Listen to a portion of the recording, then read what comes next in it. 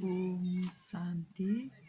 Good morning, नमस्ते सम्पूर्णलाई। आज मिति 2083 साल ज्येष्ठ 9 गते शनिबार, तदनुसार 23/5/2026।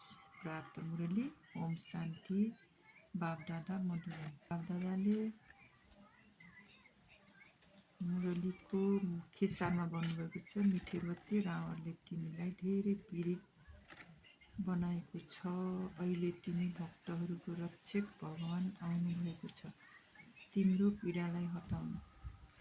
प्रश्नमा छ, सपुत बच्चाहरूका मुख्य 2 निशानीहरू सुनाऊ। उत्तरमा छ, 1. सपुत बच्चाहरूले सदा मातापितालाई फलो गरेर तख्त नसिन बन्छन्, खुब पुरुषार्थमा लागिरहन्छन्। 2 नम्बरमा छ, उनीहरूको दिल बाबासँग धेरै सच्चा हुन्छ। सच्चा दिल भएका आत्माहरू सदा श्रीमतमा चल्छन्।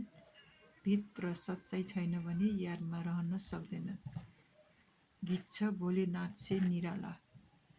धारणाको लागि मुख्य सारमा छ, आत्मामा जुन तमो प्रधानताको संस्कार छ त्यसलाई यादको बलद्वारा परिवर्तन गर्नु छ, सत्व प्रधान बन्नु छ। दोस्रो नम्बरमा छ, बाबाबाट राज्य भाग्यको वर्षा लिनको लागि सदा सपुत बच्चा बनेर श्रीमतमा चल्नु छ। सच्चा बाबासँग सच्चा रहनु छ। मातापितालाई पुरा फलो गर्नु छ। ज्ञान रत्नहरूको दान गरिरहनु छ। वरदानमा छ, आफ्नो परिवर्तनद्वारा निरन्तर विजयको अनुभूति गर्ने सच्चा सेवाधारी भव। आफ्नो परिवर्तनद्वारा निरन्तर विजयको अनुभूति गर्ने सच्चा सेवाधारी भव। स्लोगनमा छ, विशेषताहरू वा गुणहरू दाताका देन हुन्, दातालाई हेर, व्यक्तिलाई होइन।